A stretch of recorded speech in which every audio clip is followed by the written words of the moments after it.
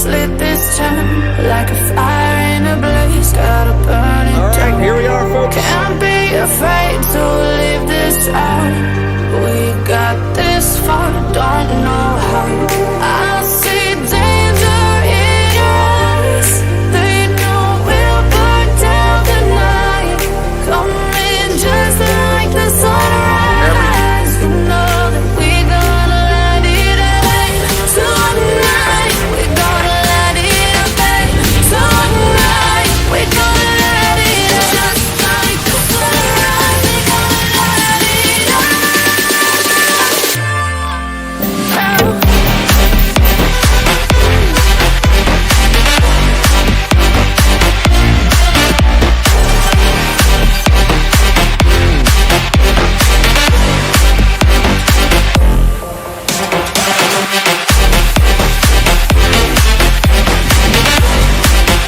Welcome back once again. This is Chris Report, and he assured me that since Simon's down in Boulders,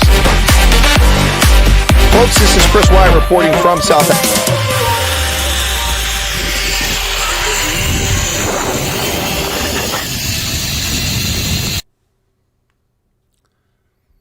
Hello, folks, and welcome back once again to Chris Wyatt Reports, live from Central Pennsylvania, 7:08 Eastern Standard Time, which makes it 14:08, 2 p.m. in South Africa. Let's take a look at what it is in Perth, 8 in the evening. Alter Bridge is not here. It's nearly midnight, 11 o'clock in Sydney. And over in Wellington, it's already 1 a.m. in the morning. How's Tokyo doing? Tokyo, 9 o'clock, so a little bit behind that. Welcome back to the program. Today, consequential news unfolding yesterday across America and around the world. The 8th of February was the day that Cyril Ramaphosa was supposed to deliver the State of the Nation address in the Republic of South Africa. Instead, Cyril Ramaphosa chose to deliver a Fantasyland campaign speech, which left very few people amused, particularly poor South Africans who are likely now to be even less likely to vote for the African National Congress. In what has backfired against him, he told a fantastical story about a fictional South African girl named Dintswelo. And Dintswelo did this, Dintswelo did that, with all the things the ANC gave Dintswelo, except the ANC didn't give Dintswelo anything. And Dintswelo is supposed to be a metaphor for a South African born free child. But the reality is the ANC has destroyed South Africa and they can no longer hide it. So Ramaphosa will lead the ANC to its worst electoral defeat in history, much as Hage Geingob did in his last election. And of course, the thoroughly, wildly unpopular Hage Geingob, who resorted to racial invectives and hatred of his fellow Namibians, is a person whom Cyril Ramaphosa talked about great affinity. Of course, he has great affinity for him. Cyril loves race hustlers and loves to destroy societies. So yesterday's State of the Nation address was even worse than a nothing burger. It was a vile, repulsive, smelly burger, not just a nothing burger. Beyond that, consequential things taking place here in the United States, not the least of which is the Supreme Court heard arguments from the lunatics in Colorado who seek to violate the U.S. Constitution because they seem to know better than anyone else. Well, every single justice had a question that raises the point that it seems likely that they will not accept Colorado's bogus Supreme Court decision to remove Donald Trump from the primary ballot. A private event run for political parties that the state has no authority over. Never mind the fact that Donald Trump is not an officer. According to the 14th Amendment, it affects officers. The amendment was specifically put in place to punish former Confederates after the Civil War and was subsequently downgraded by federal law, which lowered the threshold and restored full rights to those people who had been in insurrection. This is lawfare, a vile, malicious attempt to undermine the sanctity of our electoral process here in America, and it is repulsive. The Supreme Court appears as if it's on a path to have a 9-0 verdict. That doesn't mean it's going to be the case. We are waiting for the verdict coming from the Supreme Court. The one holdout might be Associate Justice Sotomayor. Of course, Sotomayor's claim to fame is that only she as a Latina can understand the needs of Latinas, and that's why she as a Latina must be on the Supreme Court. Never mind the fact that none of the justices of the Supreme Court are there for white, black, brown, blue, Christian, Muslim, Jew. They're there for Americans and must adjudicate the Constitution, not how it feels to Latinas, or how it feels to white folks, or how it feels to black folks, or how it feels to Jews, Christians, or Muslims. Your job is to adjudicate the Constitution and ensure that government follows the rule of law. It looks like it's going to be a 9-0 clean sweep for Trump. We'll see. Beyond that, last night, Donald Trump rolled to an impressive victory with nearly all the votes in the Nevada caucuses, which gives him all 26 delegates and a commanding lead over Nikki Haley, whose campaign failed in New Hampshire, and she refuses to recognize reality. He also won in the Virgin Islands, a handful of people there in the Virgin Islands voting in the Republican primary. So Donald Trump wins that primary and those delegates as well last night. Beyond that, the whitewash bogus investigation by special prosecutor Hur determined that Joe Biden should not be prosecuted, despite the fact that he admits and that the special counsel proved that Joe Biden committed felony offenses against the United States by stealing top secret sensitive compartment information, storing it improperly, and then getting away with it. But because of his cognitive inabilities, it's not right to prosecute him. But the problem with that is that the crimes weren't committed when he had cognitive disabilities. They were committed when supposedly he was still lucid and not demented. So this is just a whitewash to cover up Biden's crimes. Now, the argument is he can't be prosecuted as the commander-in-chief. But what should have been done is the recommendation should have been is the moment he leaves political office, Joe Biden should be indicted by the Department of Justice for felony offenses against the United States and his handling of classified information. That's what should have come out of the special report from the special investigator, Mr. Hur. But that's not what happened. That's not what happened. The cover-up for Joe Biden continues, and people just can't see it because they're blind in their hatred of Donald Trump instead of dealing with the facts at hand. Well, those are the consequential stories that broke yesterday. Oh, one more. Let's not forget this, folks. Let's not forget this one. Tucker Carlson interviewed Vladimir Putin. I did not watch it because I have no interest in it. Vladimir Putin is a scumbag president of the Russian Republic, kind of like Volodymyr Zelensky in the Ukraine, kind of like Joe Biden in the United States. Not worth listening to for even a microsecond. However, Tucker Carlson got his coup, he got his scalp, except what I've read of all the analysis is that there wasn't much of an interview. It was mostly Vladimir Putin running his mouth for almost the entire 2 hours and Tucker Carlson barely getting a word in edgewise, which is interesting because Tucker loves to interrupt people all the time. Perhaps he was afraid of the Russian Secret Service removing him if he kept interrupting President Putin. Whatever the case is, Tucker Carlson had his interview, and so what? Well, the what is that Tucker Carlson is very influential. 107 million people, when I looked at this last night, watched the 4-minute synopsis of what the interview was going to cover on Twitter. Who knows how many watched it on the Tucker Carlson network? Probably crashed their service. I don't know because they don't show the number of views.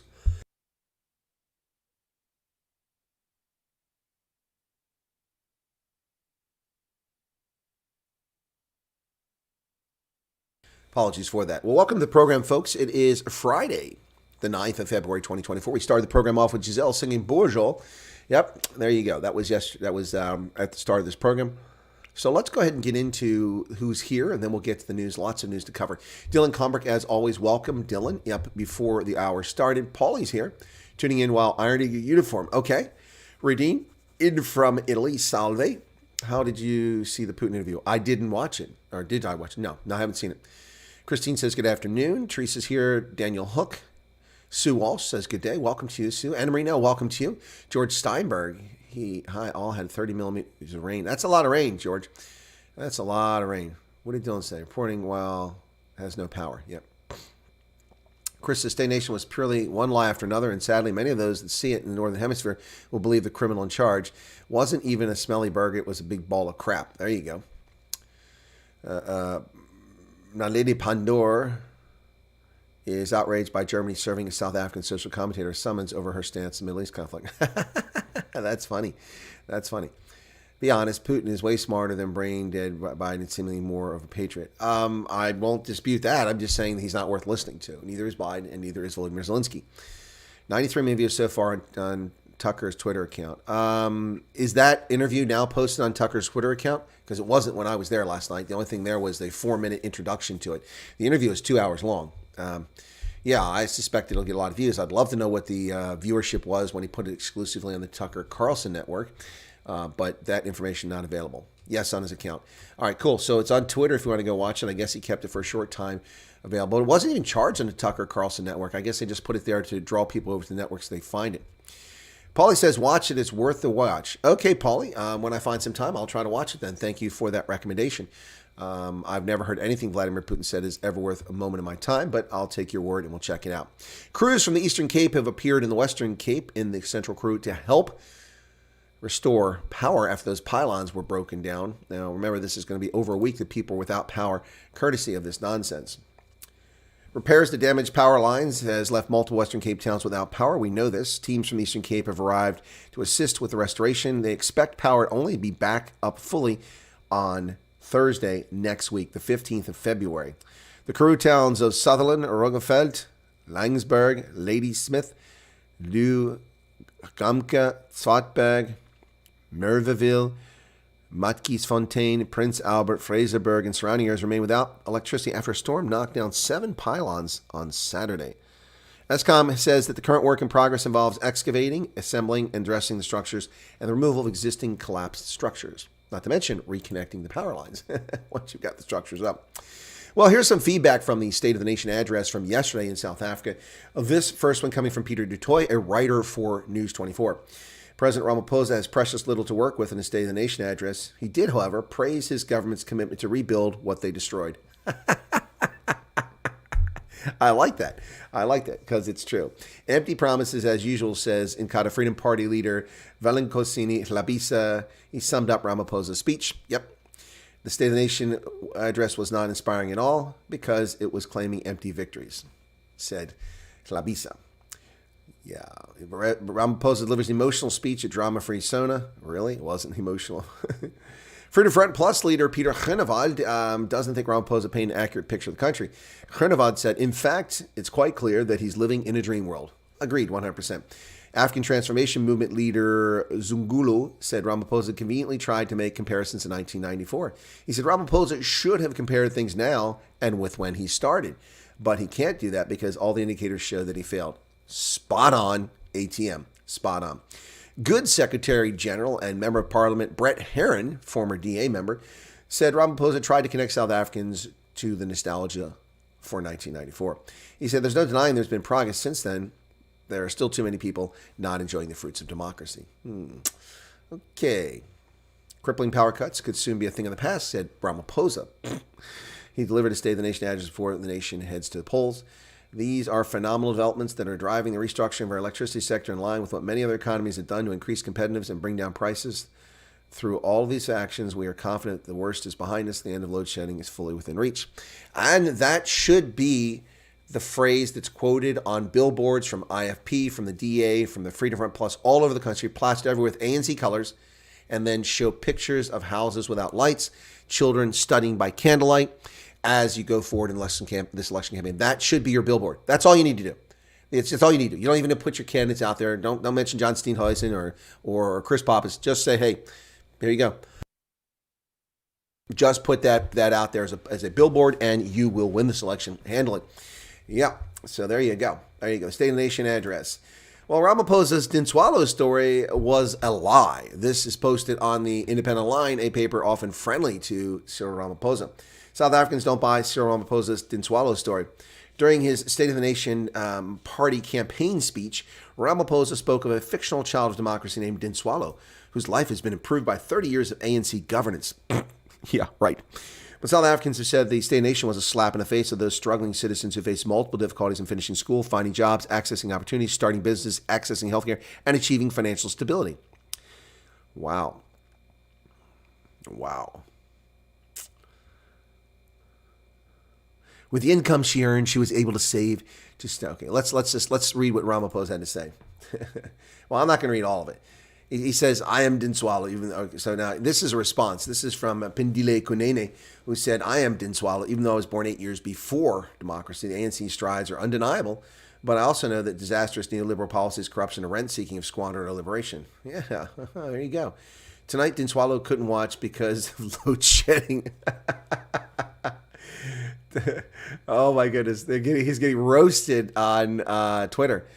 Twitter is roasting him. So tonight, Dinswalo couldn't watch because of load shedding. Tonight, Dinswalo couldn't watch the Sona due to load shedding. She had to wake up tomorrow to look for a job, a reflection of the perceived failures of the ANC affecting not just her, but many peers. Oh my goodness, he's getting roasted over his fake Dinswalo story. Well, Cape Town Mayor Jordan Hill Lewis said that the State of the Nation address was a disappointment. Well, that's an understatement. Yep. Cape Town Mayor Jordan Hill Lewis says Ramaphosa's State of the Nation address failed to address many of the key issues facing the city. He delivered the address at the Cape Town City Hall because Parliament is burned down because of the incompetence of the ANC. Facing key issues for Cape Town, well, Ramaphosa really didn't address those things. Shame, shame, shame, shame, shame. Crime was at best an afterthought right at the end of the president's address. What the president needed to demonstrate, especially for us in Cape Town, is strong action to deal with the corrupt elements in SAPS who are conspiring with gangs, as well as urgent steps to devolve more policing powers to municipal law enforcement to help SAPS fight crime.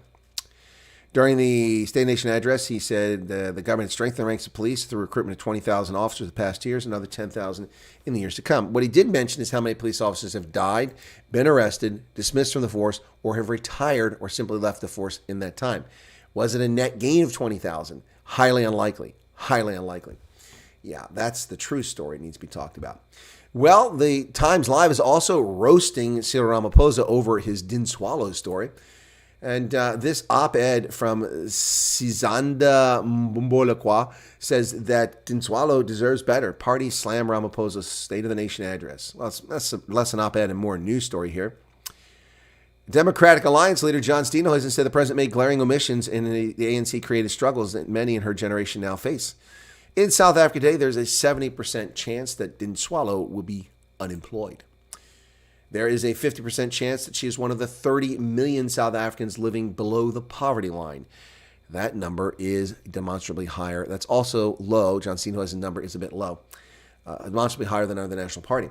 Any day, Dinswalo could become one of the 75 people murdered, or one of the 115 women who are raped or subjected to gender-based violence each and every day.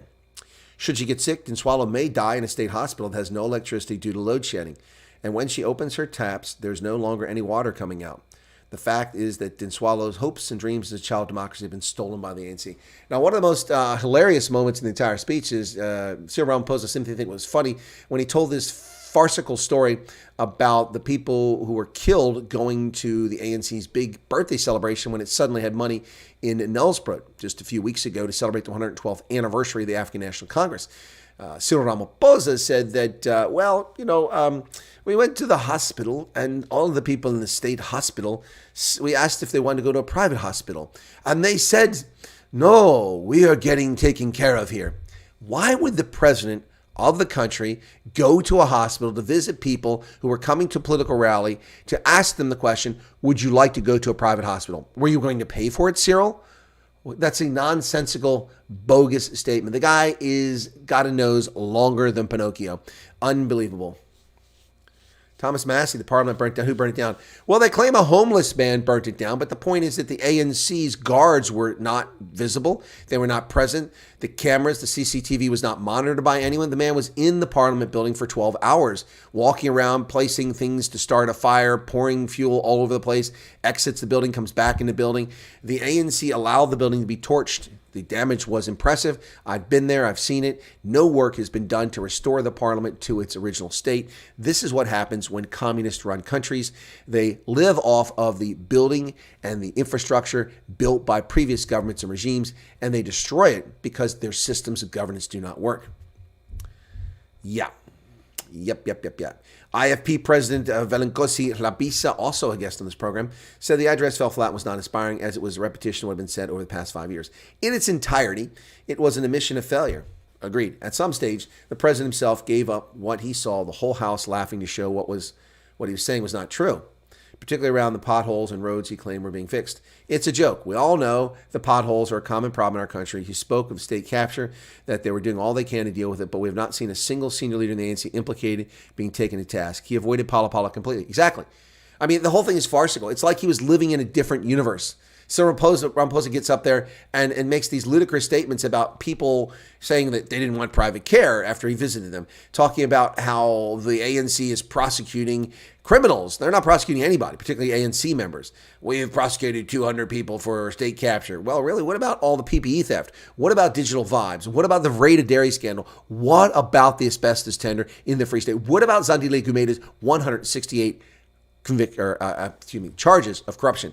And what about pala pala? $580,000 illegally smuggled into South Africa, stuffed into furniture, and then stolen, and the means of justice perverted by the president, and the failure, the crime of South African police service to report that a presidential residence was broken into. They violated the law and lied to the public. Why is nobody from SAPS being charged with a crime for that? Why is nobody from SAPS being charged with a crime or at least a criminal investigation by the Special Investigating Unit into the perversion of justice and the misuse of protective services to hunt down fugitives and collude with Namibian officials who quickly divorced themselves of this once they found out that what the police were doing in South Africa was illegal.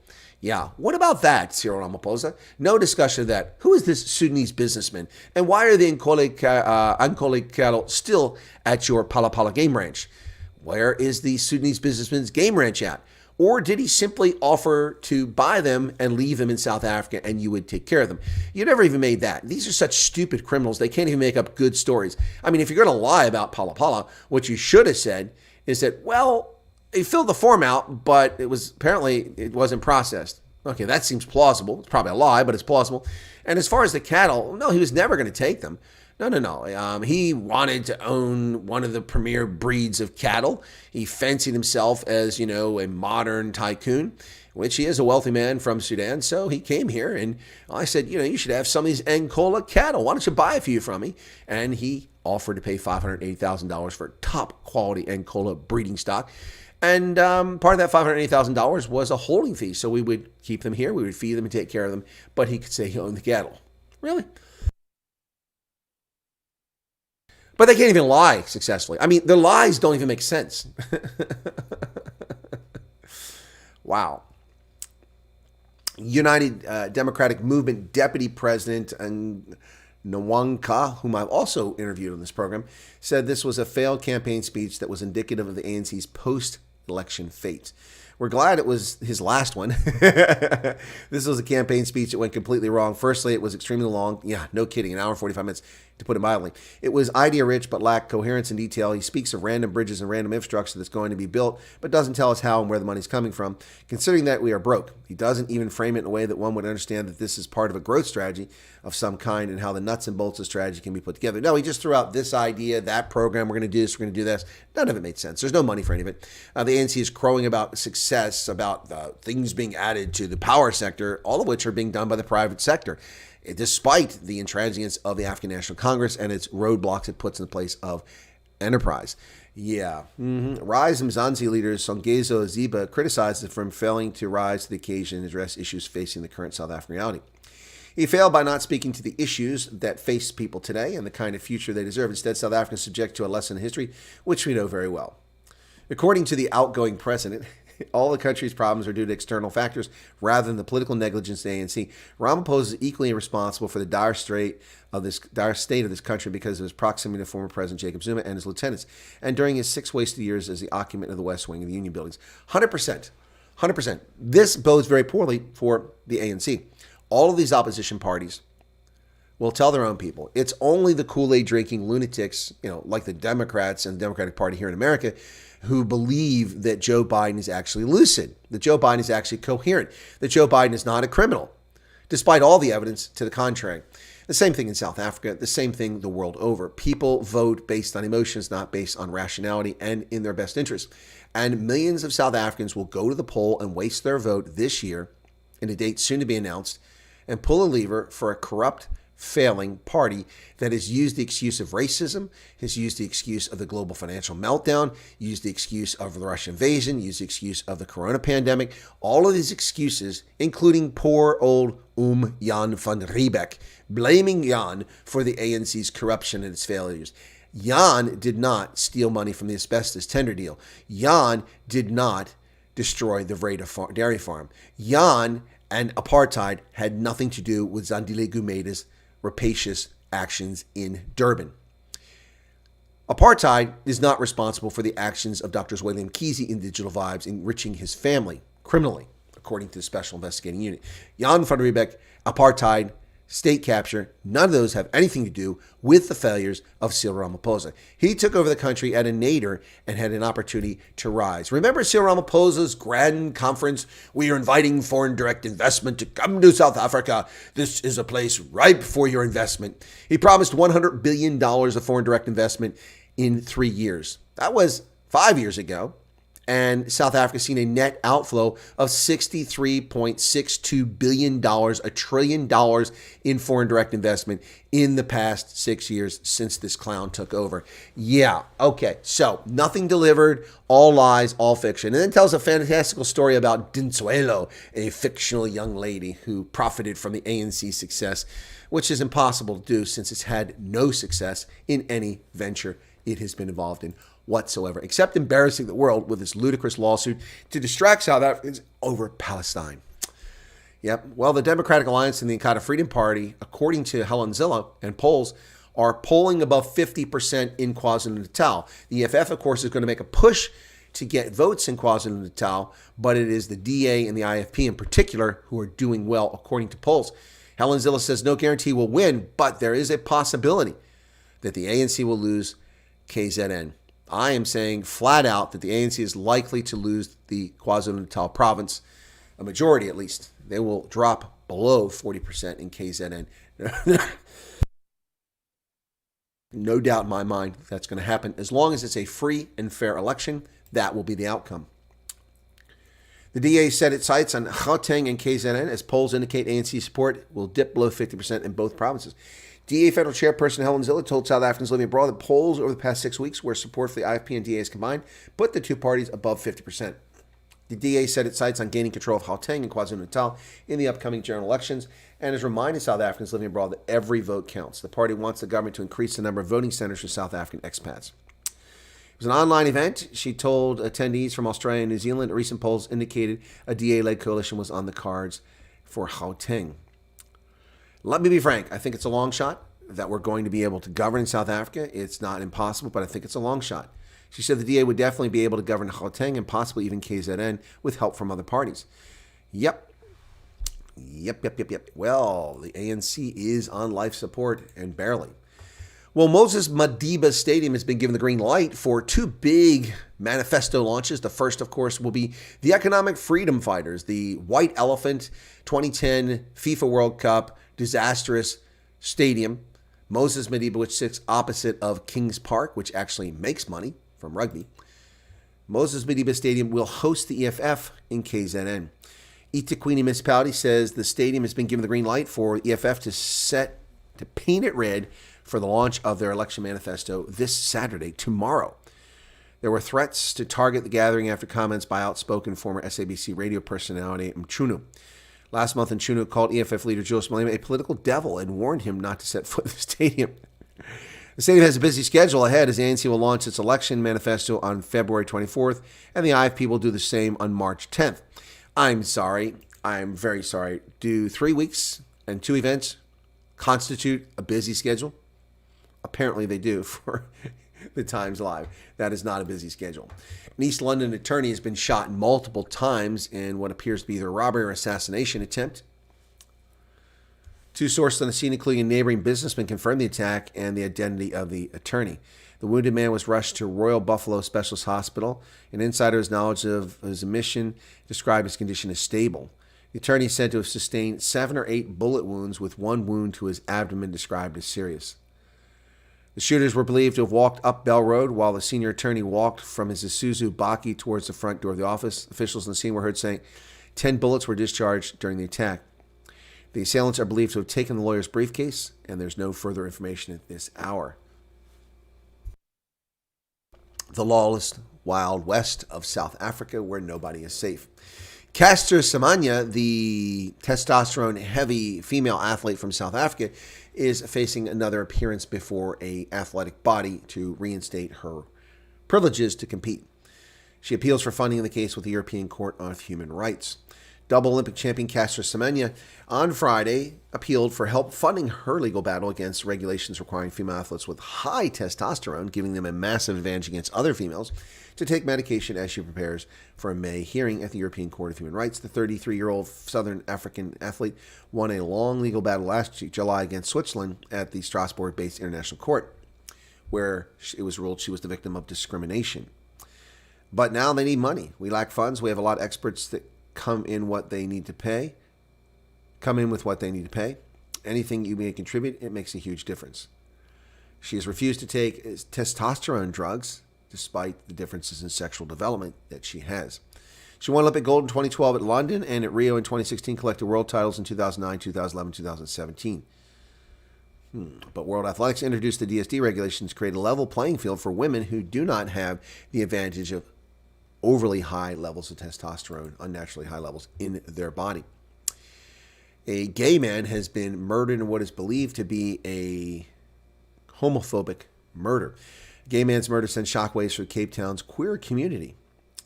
Diego Jacobs was stabbed to death in Delft. His family believes he was killed because of his sexual orientation. His murder has upset the queer community. Diego was with a few of his girlfriends. They returned home after buying something to drink. Diego walked into the suspect and they exchanged a few words. He knew the suspect because he lived in the area. They have had arguments before, and he called Diego an M-word, which of course is a derogatory statement. Diego managed to run away, but died a short while later in the arms of one of his friends.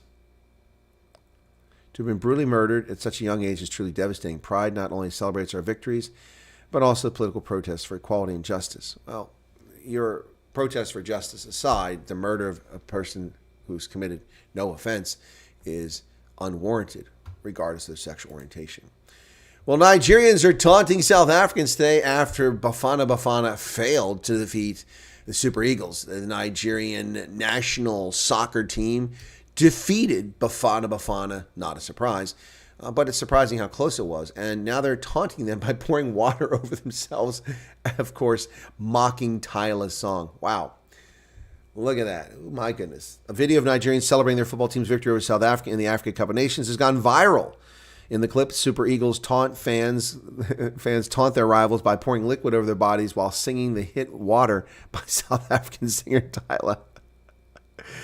Nigeria beat South Africa penalties after the match ended 1-1 on Wednesday night, sparking scenes of jubilation around the country. A long history of rivalry between Nigeria, Africa's most populous nation, and South Africa, continent's most advanced economy. Popular Nigerian pastor Jimmy Odukoya joined in jesting by commending Bafana Bafana for their performance despite their defeat, but telling the South African players, "You need water." He said if it's any consolation, it's Grammy water. Oh, ouch. That one's going to hurt. Oh, my goodness. In neighboring Zimbabwe, folks, they're trying to prop up their failed currency yet again. Zimbabwe looks to another plan to rescue their sinking currency. They're considering overhauling their exchange rate regime as the government seeks new measures to save the currency. Yeah, okay. Options being studied by working groups in Central Bank and Treasury include scrapping a weekly foreign currency auction that they started in 2020, shifting the mandatory 25% surrender requirement for exporters to the interbank system rather than the central bank, and allowing lenders to set a market-reflective exchange rate. There you go. None of that will save Zimbabwe's currency. Thousands are fleeing from M23 rebels in the eastern Congo in Kivu, near Goma. Fighters reportedly surround strategic town of Sake, forcing thousands to flee closer to North Kivu's capital.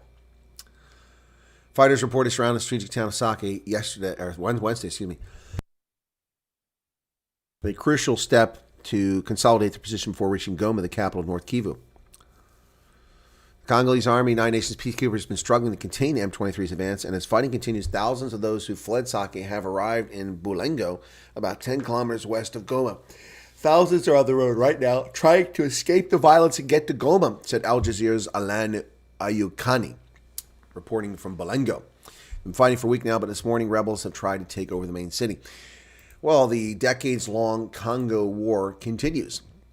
Countries seeking to leave the Economic Community of West African States, ECOWAS, are causing quite a fracas now, and ECOWAS had an emergency, unprecedented meeting An unprecedented session, political drama in 4 member states has led to questions about the broader role of the almost 50-year-old bloc. The extraordinary session of the Economic Community of West African States follows President Macky Sall's sudden decision to delay elections in Senegal a week after Burkina Faso, Mali, and Niger declared they were quitting the group. ECOWAS has urged Senegal, one of its most stable member states, to return to its election timetable, but critics have already questioned the group's sway over increasingly defiant member states. ECOWAS was formed in May 1975 in Lagos, and the only other member to withdraw before now was Mauritania back in 2000. Well, it's in trouble now. Maybe 4 more members will drop out of the bloc. Innocence is the decision of a jury in Australia over Kurtley Beale's sexual assault case. The famous Wallabies rugby player says he's glad the truth has come out after a jury found him not guilty of sexual offenses against a woman at a Bondi pub. The 35-year-old Kurtley Beale is accused of groping a 28-year-old woman's bottom in the bar of the Beach Hotel on December 17, 2022, forcing her to perform oral sex in a cubicle of the men's bathrooms and grabbing her hips. The defense argued the sexual act inside the cubicle was consensual. The rugby union fullback pleaded not guilty to sexual intercourse without consent and 2 counts of sexual touching. He faced a 12-day trial in Sydney's District Court. The jury of 7 women and 5 men deliberated for about an hour on Friday before returning the verdicts of not guilty to all charges. Kurtley Beale's wife, Maddie Beale, broke down in tears upon the verdicts and was later embraced by her husband, who put his head in his hands as he was acquitted. I've always maintained my innocence. My family and I have suffered a terrible year, and I'm so glad the truth has come out. There was sexual contact between this woman who was engaged and Kurtley Beale, but the dispute was whether it was consensual or not. Apparently she did perform oral sex on him, but as Bill Clinton famously said, lying, but apparently in Kurtley Beale's place, he'd say the same thing, but he didn't force her. What a dive-looking bar, too. This is the hotel where he was at. This is where top-flight international rugby players hang out, in dive bars like that. Look at that place. That looks pretty lame, like something from the 1950s. Yeah, anyway, as Bill Clinton once said, I did not have sexual relations with that young woman. Well, Kurtley Beale did have sexual relations, but he was not guilty of assault, and that has been dismissed now, the charges against him. Nicaragua now seeks to join South Africa's farcical case against Israel in the International Court of Justice. Nicaragua files an application with the International Court of Justice to join South Africa in its genocidal case against Israel. Bear in mind that Nicaragua is run by communist Daniel Ortega, who won election long after the Sandinistas were removed from that government. Nicaragua has filed an application with the ICJ to join the South African case. The court said in a statement that Nicaragua considers that the conduct of Israel is in violation of its obligations under the Genocide Convention. Once again, another failed country seeking attention by diverting from the failures in its country. The fascist dictatorial state of Nicaragua has also given succor and refuge to former Panamanian President Ricardo Martinelli, who's been convicted of corruption. Nicaragua said Wednesday it granted political asylum to former Panamanian President Ricardo Martinelli days after Panama's top court rejected an appeal to annul his prison sentence in a money laundering case. He requested asylum from the Nicaraguan embassy in Panama City on Wednesday and will remain there until the Panamanian government grants him safe passage to go to the Nicaraguan capital, Managua. Last July, Martinelli was sentenced to 10 years and 6 months in prison, ordered to pay a fine of $19.2 million after he was declared guilty, along with 4 other people, in a money laundering scheme known as New Business. Yep, so there you go. Now, Nicaragua is not done making an ass of themselves. They're also now claiming that they're going to go to the International Court of Justice to take Germany, Canada, the United Kingdom, and the Netherlands to the court over genocide. Nicaragua issued a memorandum urging Germany, the UK, the Netherlands, and Canada to stop backing the Israeli occupation, supplying it with arms. The Nicaraguan government started Monday's proceedings to take Germany and the other countries to the court for their complicity in the genocide against the Palestinian people of Gaza by providing the Israeli occupation with weapons and means to carry out the horrendous act. There is no genocide in Gaza. That's a lie perpetrated by propagandists and anti-Semites. There is a war that Hamas started and Israel is finishing. Catholic news agency reports on the dictatorial Daniel Ortega state, saying the dictatorship in Nicaragua uses confiscated nuns' home as a migration office. Sisters of the Fraternity of the Poor Ones of Jesus Christ. Researcher and lawyer Martha Patricia Molina has reported that the dictatorship of Daniel Ortega in Nicaragua is now using a home where nuns expelled from the country used to live as an office of the Directorate of Migration and Immigration, which is part of the Ministry of the Interior. The former house of the Sisters of the Fraternity of the Poor Ones of Jesus Christ is in the city of Leon in Nicaragua's northwest. The walls are still the same color, and inside the nuns' same furniture still remains. The logo of the Ministry of the Interior is now on the facade, as they steal from Christian churches. This is what communists do. They destroy religion and faith.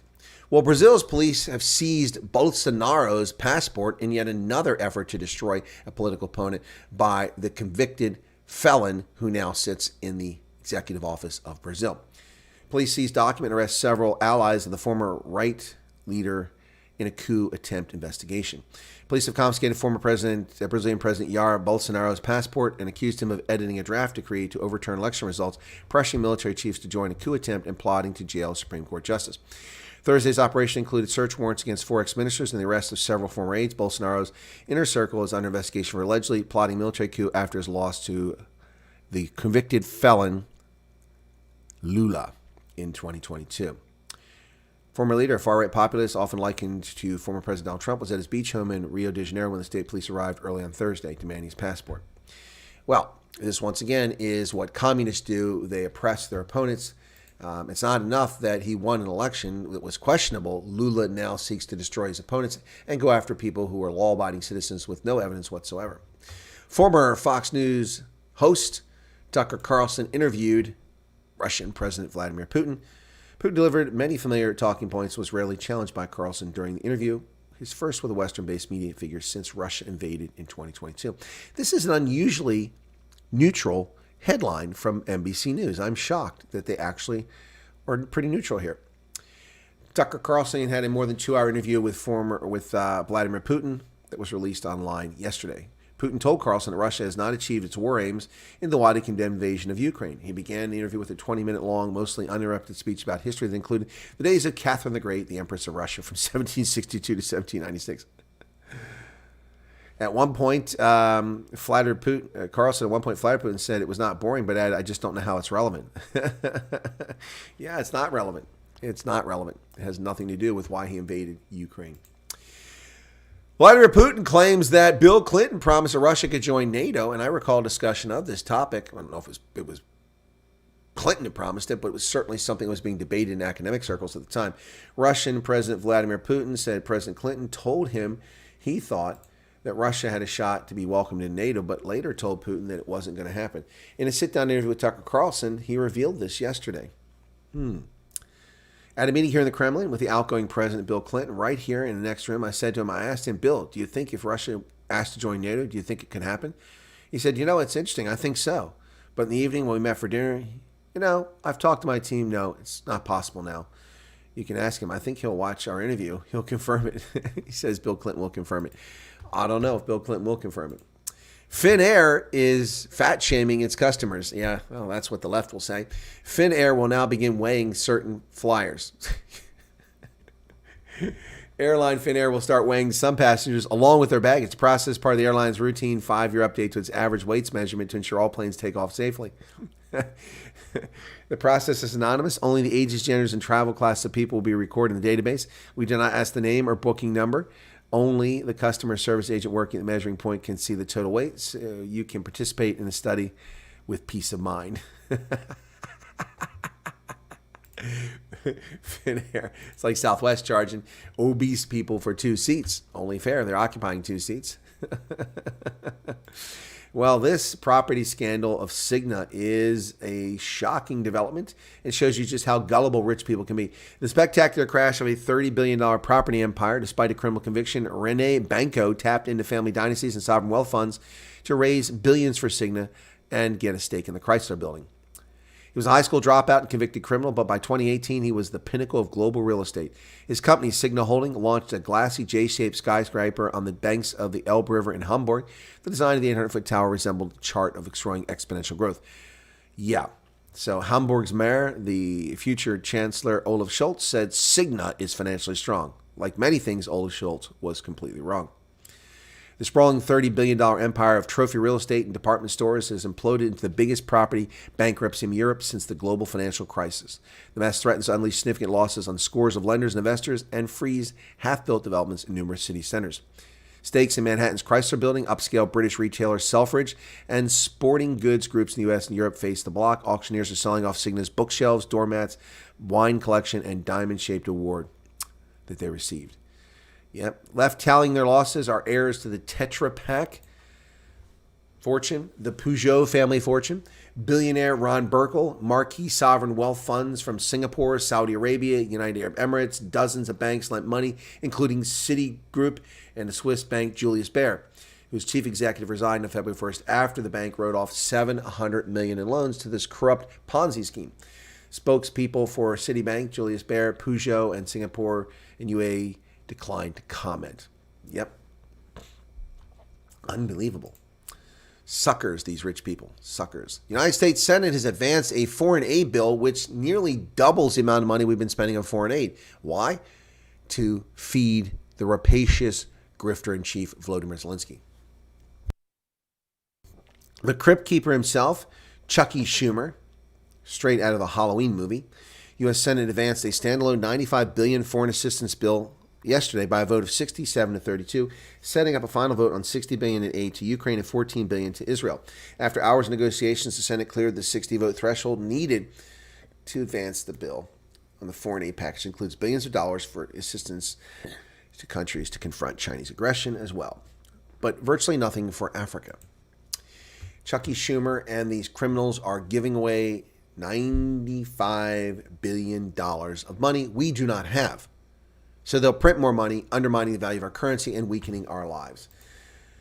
Well, it's time, folks, for the 25th Amendment. Remember how the fraudulent scam artists purporting to be psychologists, hundreds of psychologists, made the ludicrous claim in a newspaper article that Donald Trump was unfit for office and the 25th Amendment should be invoked? Remember that nonsense that was going on in the last 2 years of his administration? None of those people are saying anything about Joe Biden's clear signs of dementia or Alzheimer's. I don't know what he has. But finally, something I've been arguing here for months, finally people are starting to pay attention to a need to invoke the 25th Amendment to remove the president from office. The cabinet will have to vote on this. Of course, they never will because they're not patriotic Americans, but they're political operatives. They're not competent bureaucrats. They're political operatives who are there for the Democratic Party to enrich its friends and allies and destroy America. So, the GOP representative, a Republican representative, Tenney, calls for invoking the 25th Amendment to remove Biden from office after the alarming Her report described the special prosecutor, described Biden as an elderly man with poor memory who didn't remember when he was vice president. Republican Representative Claudia Tenney is calling for the cabinet to explore the use of the Constitution's 25th Amendment to remove Biden from office. Her described Biden as a sympathetic, well-meaning elderly man with a poor memory. No, he's not a sympathetic, well-meaning elderly man. He's an ass, a grifter, a known plagiarist who has nothing but evil intent and is a race hustler. Yes, Tenney, a Republican from New York, sent this letter. My memory is fine, a defiant Joe Biden says after the Her report is released. Special counsel opted not to pursue charges against the president, despite the fact he clearly committed felony crimes, but raised questions about his mental acuity, which the White House disputes. President Biden angrily hit back against the special counsel's report on his handling classified documents on Thursday, denying that he willfully retained papers that he was not entitled to keep and insisting that my memory is fine. Denying that he willfully kept papers, yet we found the papers next to his Corvette sitting in the garage in Wilmington. So, Joe, how did they get there? Were they delivered there by elves in the dark of night? Were they part of some Harry Potter? Hocus pocus, documents locus, postus in Joe Biden's garage. Was it Harry Potter that put them there? Was he putting them there from Hogwarts? Did UPS deliver the documents? FedEx to your think tank in D.C.? He denied having these documents. You were caught red-handed. My gosh. Joe Biden says his memory is just fine. He's the most qualified person in this country to be president.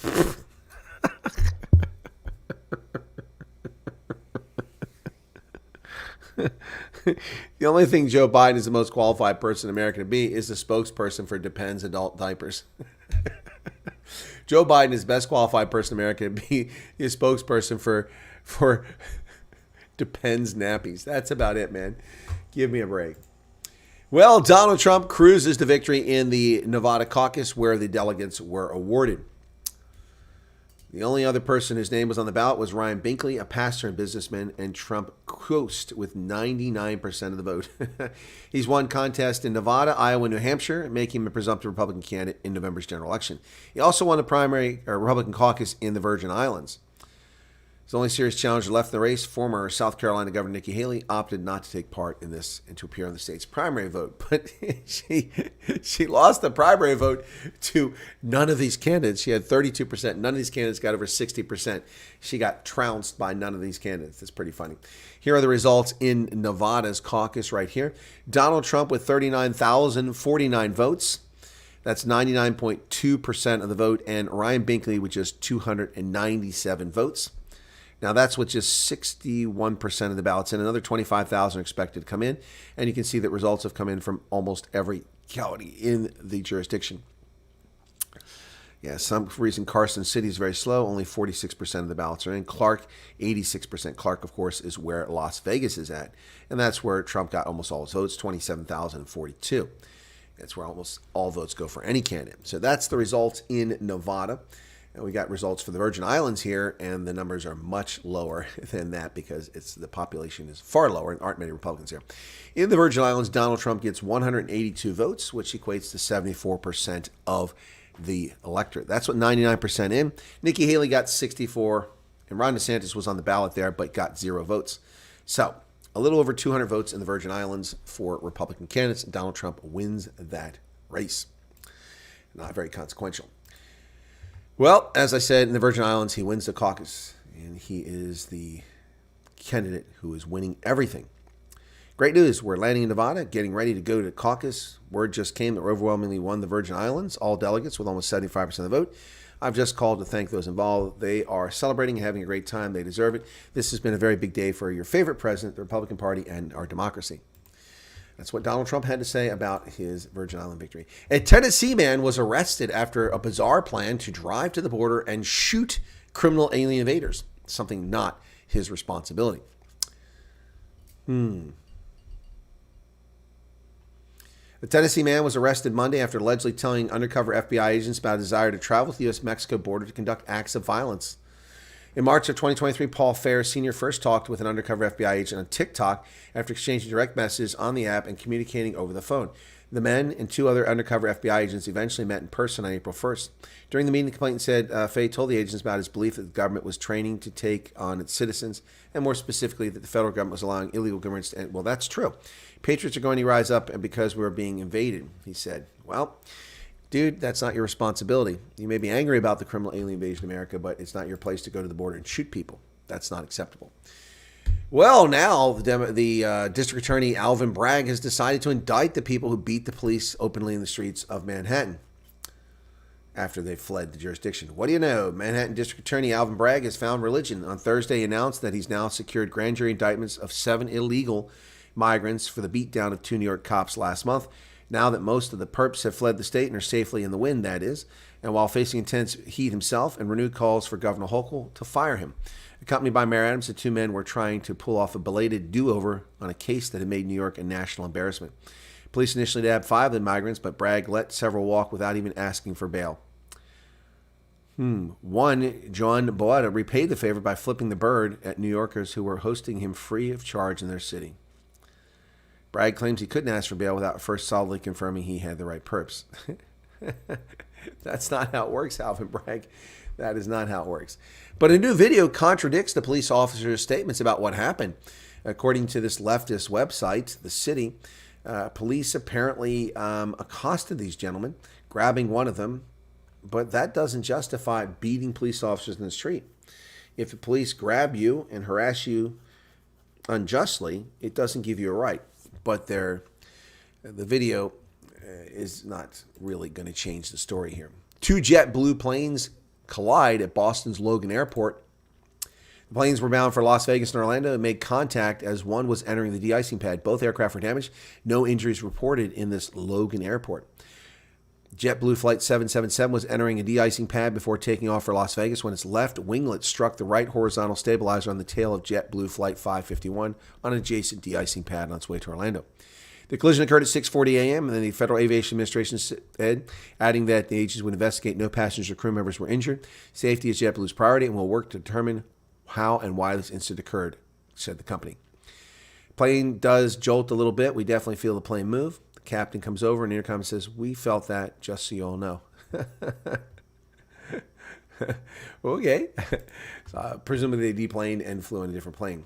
The 5 missing Marines in that helicopter incident in California have been confirmed dead. 5 missing Marines aboard helicopter went down near San Diego early in the week are confirmed dead. It's with a heavy heart and profound sadness that I share the loss of 5 outstanding Marines from the 3rd Marine Aircraft Wing of the Flying Tigers. Major General Michael J. Borgschulte, commander of the 3rd Marine Aircraft Wing, said in a statement. Their identities have yet to be released. And yeah, the CH-53 Super Stallion helicopter left from Creech outside Vegas on Tuesday. Marine Corps 3rd Aviation Aircraft Wing said in a statement it was bound for Marine Corps Air Station Miramar, where waves of heavy downpours hit the area throughout the night and snow was forecast in the mountain range. The aircraft was found just after 9 a.m. Wednesday outside San Diego, but no mention of the Marines being located was released until early Thursday morning. And now we know that all 5 of the service members have passed away. Thoughts and prayers to the family.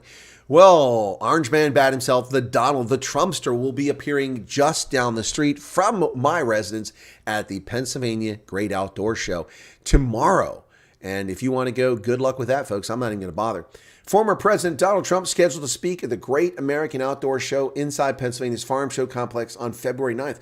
According to the National Rifle Association, the Presidential Forum event is scheduled to begin at 5 p.m. The doors open at 3 p.m. However, attendees may not line up until 12:30. Well, that's good. You don't have to be there at 3 a.m. To attend the speech, guests must purchase a Great American Outdoor Show ticket. Single-day tickets can be purchased online for $15 per adult, $9 for children, 6 to 12, and $13 for seniors age 65 and older. 2-day tickets can be purchased for $26. Seating inside the large arena for the presidential forum is first come, first served. The Secret Service will control security within the large arena and require attendees to be screened. Firearms, firearm accessories, knives, and other prohibited items will not be printed in the large arena. There will be no storage available for firearms. Of course, the arena will have lots of firearms because that's what's going on. People are there to show their firearms. So Donald Trump will be in town tomorrow. Yep, the Great American, the world's largest outdoor show, something I went to a couple years ago. Free admission with a purchase of NRA membership. There you go. There you go. Your tickets. Get your tickets. Yep, so there you go. Outdoor show tickets, 3 to 11 February. And it's $9 to $26. Let's see what that says. Here we go. There you go. February 10th from 9 a.m. to 7 p.m. Adult, 1 ticket, $15. There you go. You can get up to 99 tickets to get in the show. Wow, that's exciting stuff. Now, the parking is what kills you. And that's the news for today, the 9th of February, 2024. Donald Trump wins big in Nevada, wins the Virgin Islands, and then also we see Joe Biden revealed as not all there and taking offense to it. The Supreme Court hearing arguments in the case to remove Donald Trump from the Colorado ballot. All 9 of the justices appear to be in favor of dismissing that case and protecting that office. So that's what's going on there. Let's take a look at what's going on in the chat over here, folks. What do we got going on here? I've been busy here. So Shireen is here. John Jarvis, John, George Steinberg, Janet Lydian from South Carolina. Chris Wanapole says purely one lie after another. This is where I was at. Tony Najan from Alberta. Come on, be honest. Putin's way smarter. Okay, I was there before. Paulie says he watched the interview with Putin as well, worth the time. Sue Walsh on YouTube. It's a boring history lesson. Exactly, Tony. That's what I expected. 4.7 million views so far on YouTube. So obviously it shows you the impact of YouTube versus Twitter. You know how the media is always telling you how Twitter's dead, it's all dead, it's all dead, it's all dead. YouTube is it's not simply not true.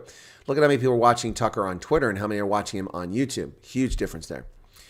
If Chris did not bother to watch the interview, then any comments are mute.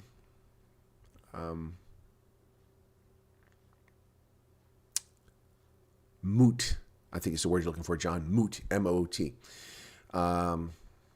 Chris used Sexy Beast. Thank you, John. Oh, that's Chris Wanapole. You're not talking about me. Yeah, improved power. What's that? Seems kind of spicy out worldwide. Good times. Thomas Massey, the Parliament Bird. Now, yes, I mentioned earlier. Julie says hello. Good to see you there, Julie.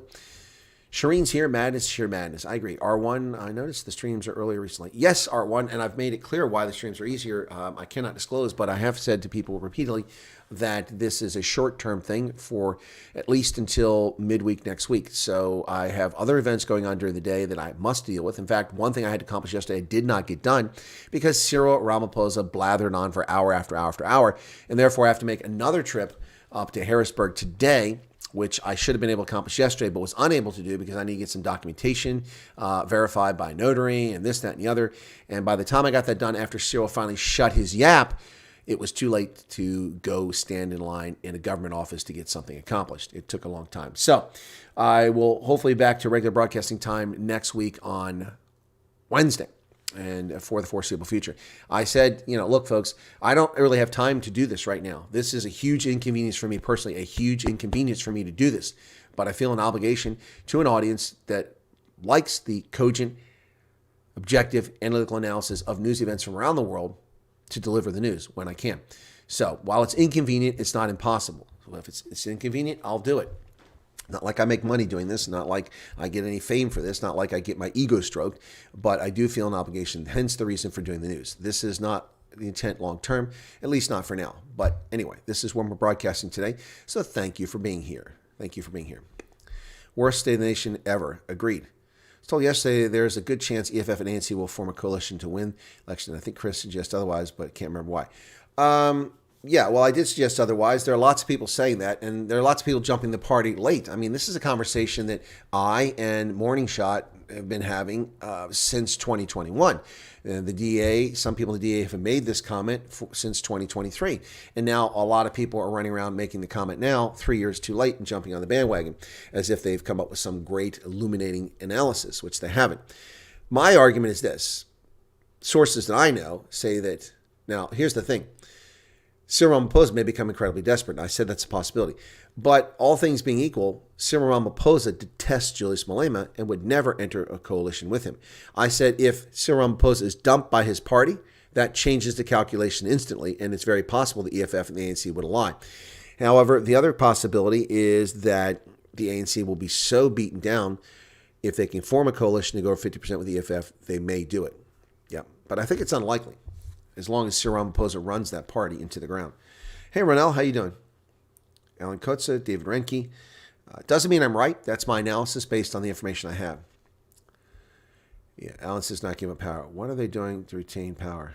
Well, they'll do what Mugabe did. They'll simply refuse to turn over the levers of power.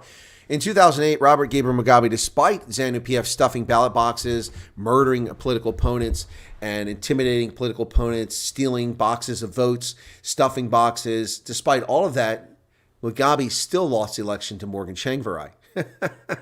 even though ZANU-PF committed all those crimes, they still lost. That's how incompetent thieves they were. So when he lost the election, he refused to leave office. The Southern African Development Community came in to negotiate a resolution to the crisis and came up with the idiotic concept of a government national unity when it should have been Movement for Democratic Change leading Zimbabwe, not ZANU-PF, and the president should have been Morgan Tsvangirai, not Robert Gabriel Mugabe.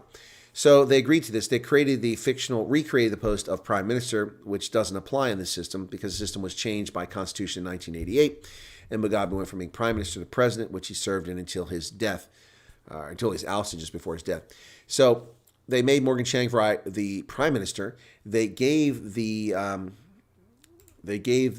finance ministry to Tendai Biti, a competent politician from the MDC opposition who restored the currency, restored the economy, the currency by using dollars, and brought Zimbabwe back from the brink of economic collapse. So the MDC did all the hard work to improve quality of life for Zimbabweans. But the government of Zimbabwe retained control of the Secret Service, the CIO, the police service, the military, and prisons, and the judiciary. They didn't give any consequential ministries to the MDC, and SADC declared a great victory. Morgan Tsvangirai was sidelined and had the ceremonial post of prime minister, which had no authority whatsoever. Tendai Biti fixed the economy as best he could, saving ZANU-PF, and ZANU-PF stayed in office even though they did not win the election. A similar situation may happen in South Africa where the ANC will lose, cannot form a government, and they somehow come up with a government with other parties Anyway, so they won't lose. I won't leave. Yep. Stay where it is. Everyone is speculating wrong. ANC may slip beneath 50%, but they will retain power. What a joke. Same as Aaron Smith. Okay. Palestinians lie to play victim. They can stop being human shields by choice. Yeah, that's probably true. Tucker Carlson bombed Nord Stream? What are you talking about? That wasn't Tucker Carlson. That was the CIA, wasn't it? Putin did say the U.S., if the U.S. would stop sending weapons, he would stop the war. Well, that would be interesting. Let's hold him to it. Let's hold him to it. Stop approving $60 billion Congress. Yes, Biden does talk to the dead. He talks to the dead Helmut Kohl. He talks to the dead Francois Mitterrand. Menage a trois wants my take. Well, my take on it is it's silly. I have no interest in listening to an interview from Vladimir Putin. He's going to say nothing of any import to me. It's not going to change my worldview. It's not going to change the outcome of events on the stage. However, what was just mentioned in the chat, if he said that he would end the war, but what did he say? The end of the war and withdraw from Ukraine? Probably didn't say that. If the U.S. would stop sending weapons. Well, let's see what happens there. Good morning, Mike. Trump may go to New York for a rally. Well, that'd be interesting. What's this? Why tell them? What's that? Or tell who? It's probably doing Hyde country a service, though. Putin, no matter personal feeling, present himself a world leader and his position in international relations. He never broke the internet. Yeah, that's fine. I mean, that's people are welcome to watch whatever they want. I'd love for people to break the internet watching my content, but I don't get to interview. I can't even interview Helen Zilla, let alone Vladimir Putin. Extremely hot weather expected in Northern Cape and Western Cape. 21 million views in the first hour on Twitter. Funniest part of the Tucker Putin interview was when Putin casually mentioned how Tucker applied for the CIA but didn't make it. I didn't see that. Okay, Dave Renke is a former head of KGB. Putin would know or be in a position to know, to lie about knowing. Yeah, no, he was the head of KGB. He was also a very buffoonish, clownish politician when he started in St. Petersburg, as described by the people he worked for. But, you know where the bodies are buried, you rise to the highest levels of competence or incompetence, whichever the case may be. So there you go. That's what's going on there, just so you know, with that interview. But I'll probably watch parts of it at some point, or at least clips of it. But I don't think I can sit through 2 hours. Listen, I suffered immeasurably from my audience yesterday, sitting here, costing myself a very important function that I had to complete yesterday that I didn't get done. It isn't the end of the world, but it would have been much better if I had it done yesterday. It will be done, hopefully, today. And I sat here for an hour and 45 minutes listening to Cyril Ramaphosa drone on, which is kind of what I expect Vladimir Putin will do. So maybe I'll watch at some point, but I've already suffered enough for my audience. Don't you think? Don't you think I suffered enough? I think I did. Anyway, so last night I covered the news late in the evening after midnight and nobody's watched it. Wow, 150 views on that. YouTube really doesn't know how to suppress content. By contrast, my previous live stream had 1,600 views. The next one has 172. Yeah, because I talked about Trump. The title was Trump. Didn't watch the Sona, couldn't stomach watching lies. And yeah, well, you can always put it on my broadcast and just put it on mute. Give me credit for content watched. That's if you have unlimited data. Don't do that if you're paying for your data. I see Teresa and Ken Aronson both watched my video from last night. Thank you for that. Yeah, anyway, so I saw the light. Putin said, I hear the CIA approach you. Yeah, look, people really need to grasp reality here. I've worked with that agency. They're not as impressive as people think they are. Yes, they have talented people. Yes, they do some clandestine operations. Yes, they do this, that, and the other, and things we probably can't talk about. But the point is, they're not that impressive. I've worked with them all over the world on different occasions, and I've only ever been impressed by a couple people. But then I'm a hard taskmaster. I have very high standards for things, and I'm not impressed by a lot of things by a lot of people. People like to run around and take credit for their great and wonderful stuff. By the way, I'm not wearing a rugby kit today. This is from the Art Institute of Chicago when I went there. And this is the lion that's a symbol of the Art Institute of Chicago. Pretty cool. Love the colors for this shirt. The material I'm not so fond of, but it's fine. Yeah, so that was when I went to Chicago. Which trip was that to Chicago? It's the most recent one. Why did I go there? I'm trying to remember. I went to Chicago for something. It wasn't to speak about library. I wasn't. I went there for some reason. Anyway, neither here nor there. But, yeah, so people. So Maryland didn't watch the State of the Nation address. I don't blame you, Maryland, because it was no State of the Nation address. He didn't talk about the State of the Nation. He talked about Dunsuelo and fantastical, nonsensical things. It's like watching an episode of Fantasy Island. Mr. Rourke, the plane, Mr. Rourke. Hervé Villachet. Yeah, it's like watching Fantasy Island. Yep, that's right. That's what it seemed like. Anyway, what are you going to say about that stuff? It's after 8 o'clock here on the East Coast. Should we wrap it up here, folks? We'll wrap it up here. About an hour and 15 minutes today, a little bit shorter. But that's the news for today. Thanks for tuning in. I do appreciate you being here. And I hope that everyone has a pleasant, lovely day. Take care of yourselves. I do appreciate you watching my content. And be sure to hit the like button. We got more likes and viewers at the moment, which is pretty cool. But we like lots and lots more. No problem with that. So we have the Six Nations coming up. Let me take a look at the schedule for this weekend. And then I'll tell you whether I'm going to do it or not. The Irish are playing Italy, so I don't expect anything but a big win for Ireland, so that's not really worth my time. Scotland's playing France. That would be interesting to see. If Scotland could beat France, whoo, that would be cool. That's 9 o'clock tomorrow morning. I may cover that game on Rugby Ascendant. I'll debate about Scotland and France, but I think I'll cover that game tomorrow. That would be pretty cool. But I'm hoping for a Scotland victory. I need to do my Super Brew picks. I haven't done that yet for this weekend.